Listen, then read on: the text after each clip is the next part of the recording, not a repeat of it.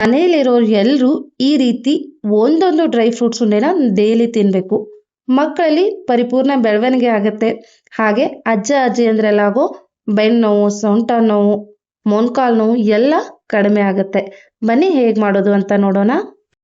ನಾನಿಲ್ಲಿ ಒಂದು ಬೌಲ್ನಷ್ಟು ಕೊಬ್ಬರಿನ ತಗೊಂಡಿದ್ದೀನಿ. ಒಣ ಕೊಬ್ಬರಿನ ತುರಿದು ನಾನು ಒಂದು ಪ್ಯಾನ್ಗೆ ಹುರಿಯಕ್ಕೆ ಹಾಕೊಂಡ್ಬಿಟ್ಟಿದ್ದೀನಿ.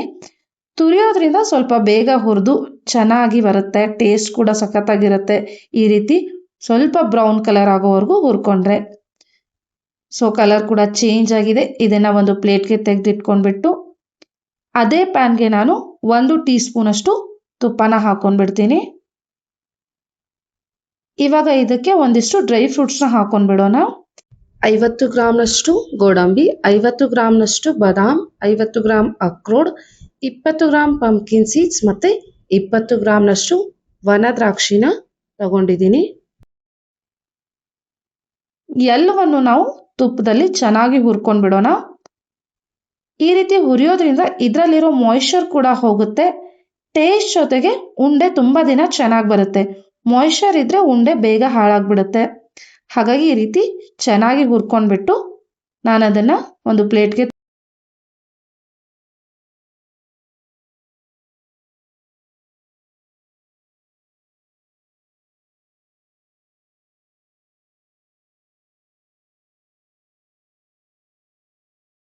ಮಖಾನನ ನಾವು ಅಂಗಡಿಯಿಂದ ತಂದಾಗ ಸಾಫ್ಟ್ ಆಗಿರುತ್ತೆ. ಸೊ ಇದನ್ನು ಕ್ರಿಸ್ಪಿ ಆಗೋವರೆಗೂ ಹುರ್ಕೊಳ್ಬೇಕು.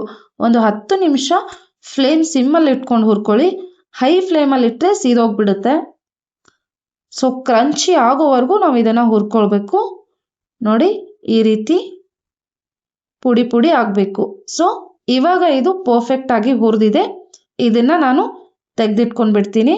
ಹಾಗೆ ನಮ್ಮೆಲ್ರಿಗೂ ಗೊತ್ತು, ಮಖಾನ ಪ್ರೋಟೀನ್ ರಿಚ್ ಇದೆ, ಫೈಬರ್ ರಿಚ್ ಇದೆ, ಕ್ಯಾಲ್ಶಿಯಂ ರಿಚ್ ಇದೆ, ಆ್ಯಂಟಿ ಆಕ್ಸಿಡೆಂಟ್ಸ್ ಇದೆ, ಆ್ಯಂಟಿ ಏಜಿಂಗ್ ಇದೆ, ಹಾಗೆ ವೆಯ್ಟ್ ಮ್ಯಾನೇಜ್ ಮಾಡಲು ಕೂಡ ತುಂಬ ಹೆಲ್ಪ್ ಮಾಡುತ್ತೆ. ಇವಾಗ ಅದೇ ಪ್ಯಾನ್ಗೆ ನಾನು ಮತ್ತೆ ಒಂದು ಅರ್ಧ ಟೀ ಸ್ಪೂನಷ್ಟು ತುಪ್ಪನ ಹಾಕಿ ಖಾರಿಕ್ನ ಹುರ್ಕೊಳ್ತಾ ಇದ್ದೀನಿ.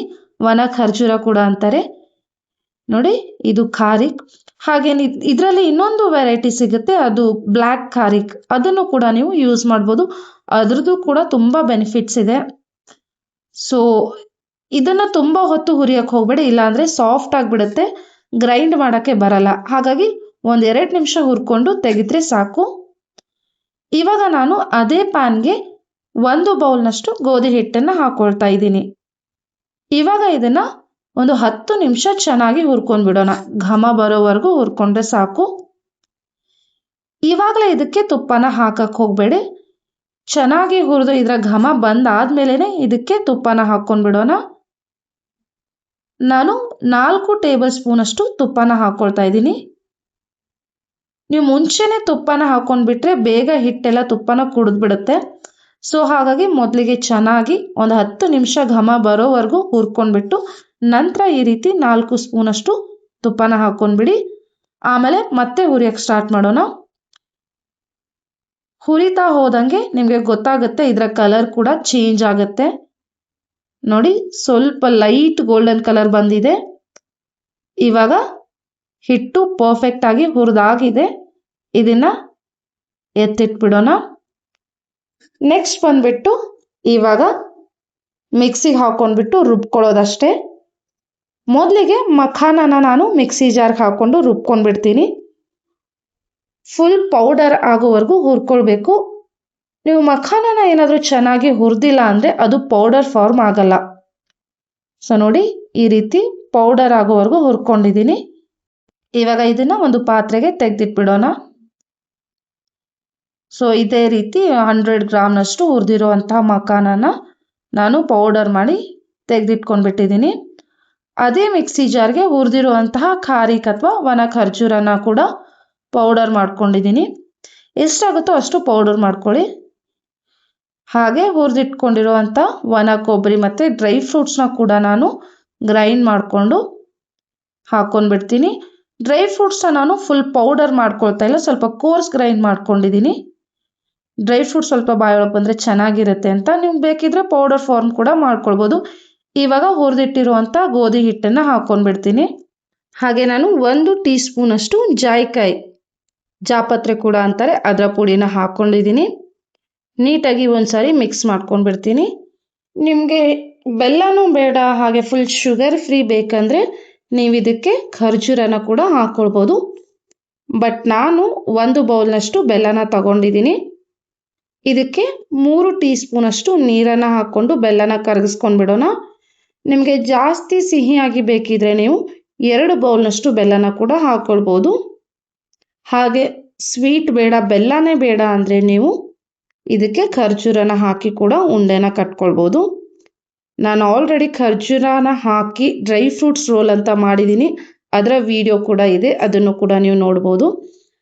ಸೊ ಇವಾಗ ನಾನು ಬೆಲ್ಲನ ಕರಗಿಸ್ಕೊಂಡು ಹಾಕ್ಕೊಳ್ತಾ ಇದ್ದೀನಿ. ಇದಕ್ಕೇನು ಆನ್ ಬೇಕು ಅಥವಾ ಒಂದು ತಾರ್ ಬರಬೇಕು ಆ ಥರ ಏನಿಲ್ಲ.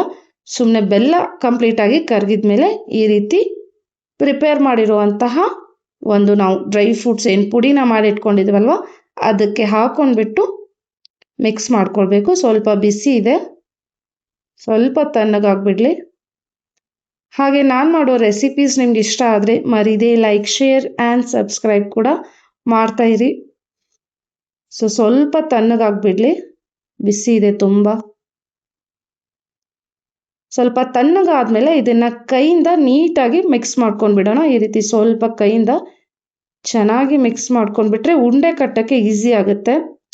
ಇಲ್ಲ ನಿಮಗೆ ಉಂಡೆ ಬೇಡ ಅಂದರೆ ಈ ಪುಡಿನ ಹಾಗೆ ಇಟ್ಕೊಂಡು ಕೂಡ ತಿನ್ಬೋದು ಬೌಲ್ಗೆ ಹಾಕ್ಕೊಂಡು.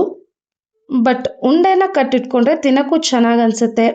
ಹಾಗೆ ಕ್ವಾಂಟಿಟಿ ಕೂಡ ಗೊತ್ತಾಗುತ್ತೆ ನಾವು ಎಷ್ಟು ತಿನ್ನಬೇಕು ಅಂತ. ಡೈಲಿ 1 ಉಂಡೆ ಸಾಕು. ಸೊ ಉಂಡೆನ ಕಟ್ಟಿ ರೆಡಿ ಆಗಿದೆ. ಇದೇ ರೀತಿ ಎಲ್ಲ ಉಂಡೆನೂ ಕಟ್ಟಿಟ್ಕೊಂಡು ಬಿಟ್ಟಿದ್ದೀನಿ.